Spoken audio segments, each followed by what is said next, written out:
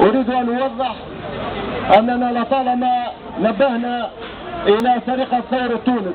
نعم، الشعب التونسي قام بثورة، وهذه الثورة تواصلت إلى مراحل معدة، آخرها هي القصبة 2. ويوم القصبة 2 والتخريج التي خرجوا لنا بها كانت سرقة الأولى للثورة، ثم 23 أكتوبر كانت السرقة الثانية أو السرقة الحقيقية للثورة.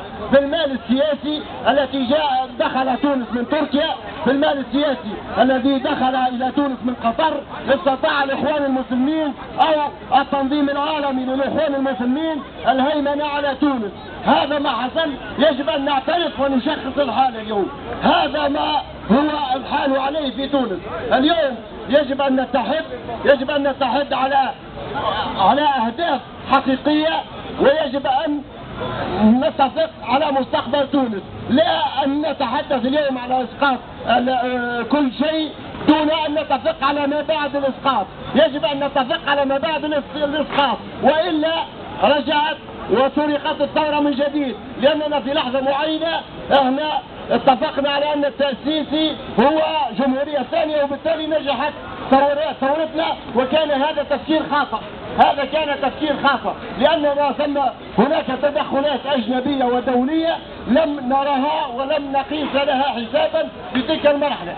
اليوم يجب أن تتفق كل شرفاء هذا الوطن بقراءة صحيحة لما يقع حولنا في هذا العالم أو في وطننا العربي، لهذا التنظيم العالمي الذي حاول الاستيلاء على مصر ولكن لم ينجح، الذي لم ينجح في الاستيلاء على سوريا ودمر سوريا لأنه لم ينجح في الاستيلاء على سوريا. وبالتالي معركتنا هي معركة واحدة ضد هذا التحالف الصهيوني إخواني الذي يمتد من المحيط إلى الخليج بدعم غربي، بدعم فرنسي، بدعم أمريكي، بدعم الميديا فرنسيس، بدعم كل الإعلام. اتفق كل الإعلام أن يساند هؤلاء الإخوان المسلمين. نريد أن نسمي الأشياء بمسمياتها. هناك مؤامرة تحاج ضد تونس مثل ما حوكت ضد سوريا. إذا نحن يجب أن نتفق على العديد من الأشياء. هذا أولا. لا أمريكا ولا قطر، الشعب العربي شعب حر. لا أمريكا ولا قطر، الشعب العربي شعب حر. لا أمريكا ولا قطر، الشعب العربي شعب حر.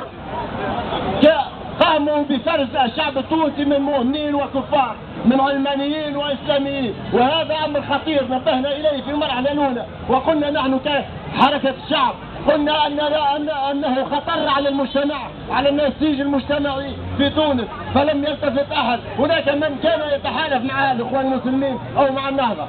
لهذا يجب أن نتفق. هناك أشياء خطيرة تقع اليوم في تونس. هناك جبل الشعامبي، ومن وراء جبل الشعامبي هناك الاغتيالات، ومن وراء هذه الاغتيالات هناك تنظيم أو اتفاق دولي مع أن الإخوان المسلمين يجب أن يحكموا المنطقة العربية. لماذا يجب أن يحكموا المنطقة العربية؟ لأنهم يستطيعون أن يعطي تنازلات لحل القضية الفلسطينية على حساب شعبنا العربي في فلسطين. وكلاء للاستعمار، وهابي ورجعي وسمسار. وكلاء للاستعمار، وهابي ورجعي وسمسار. وكلاء للاستعمار، وهابي ورجعي وسمسار. وكلاء للاستعمار، إخواني ورجعي وسمسار. ناظرنا ونناظر طيلة العقدين لكي يكون كل تونسي له الحق أن يرفع الشعار الذي يريد، له الحق أن يرفع الصورة التي يريد، له الحق أن يأخذ الموقف الذي يريد. لهذا عملية الإقصاء نحن نرفضها، نرفض الإقصاء. عشنا لأننا نحن كنا ضحايا الإقصاء، نحن القوميون في تونس عشنا فترة الإقصاء. هذا ما ننبه عليه اليوم. هناك العديد من الممارسات تريد أن تقصي القوميين، تريد أن تقصي قضايانا العربية التي ناظرنا ونناظر من أجلها، وهي سبب اغتيال البراهمي، وهي سبب اغتيال شكري بن عيد، لأنهم كشفوا المؤامرة على سوريا مثل ما سبق وقلت. بالروح بالدم نفديك يا شهيد، بالروح بالدم نفديك يا شهيد، بالروح بالدم نفديك يا شهيد، بالروح بالدم. في الختام آن الأعوان لشرفاء تونس، لأحرار تونس، للذين لا يهمهم الا مصير تونس ومستقبل تونس.